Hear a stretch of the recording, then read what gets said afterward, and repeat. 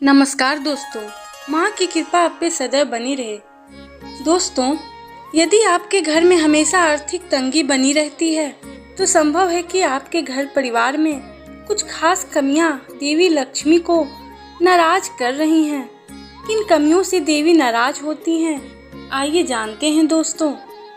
देवी लक्ष्मी की कृपा पाने के लिए मनुष्य को अपने रहन सहन में बदलाव करना चाहिए। इसलिए यह जान लेना जरूरी है कि किन चीज़ों से देवी लक्ष्मी नाराज होती हैं और कौन से कार्य उनकी नज़र में घृणित हैं।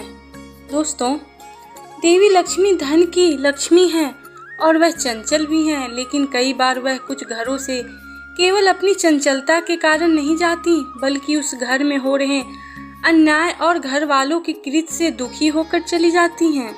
इसलिए देवी लक्ष्मी की पूजा के साथ घर परिवार के लोगों की कृत्य का भी ध्यान रखना जरूरी है। दोस्तों, देवी लक्ष्मी की कृपा पूजा पाठ से तो पाई जा सकती है, लेकिन उन्हें अपने घर में रोके रहना आसान नहीं होता। कई बार देवी अपने भक्त की पूजा से प्रसन्न तो हो जाती हैं, लेकिन भक्त के घर पर टिकती नहीं। इसके पीछे एक नहीं अनेक कारण जिम्मेवार होते हैं। दोस्तों, आइए जानते हैं इन्हीं कारणों के बारे में। यदि आपके घर में कोई टूटा शीशा रखा हुआ है तो आप उसका मोह त्याग दें और उसको जल्द से जल्द हटा दें।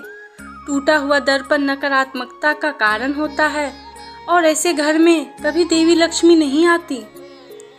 जिस घर में स्त्रियों को सम्मान नहीं होता वहाँ देवी लक्ष्मी कभी मुड़कर नहीं देखती। देवी स्त्रियों का अपमान अपने अपमान की तरह देखती हैं। इसलिए घर में महिलाओं के मान सम्मान का खास ध्यान रखना चाहिए। दोस्तों, यदि आप कबाड़ या खराब इलेक्ट्रॉनिक चीज़ों के बीच रह रहे हैं तो आपके घर देवी लक्ष्मी तो नहीं आने वाली। कबाड़ प्रेम देवी को नाराज करता है, इसलिए इसे घर से जल्द हटा दें।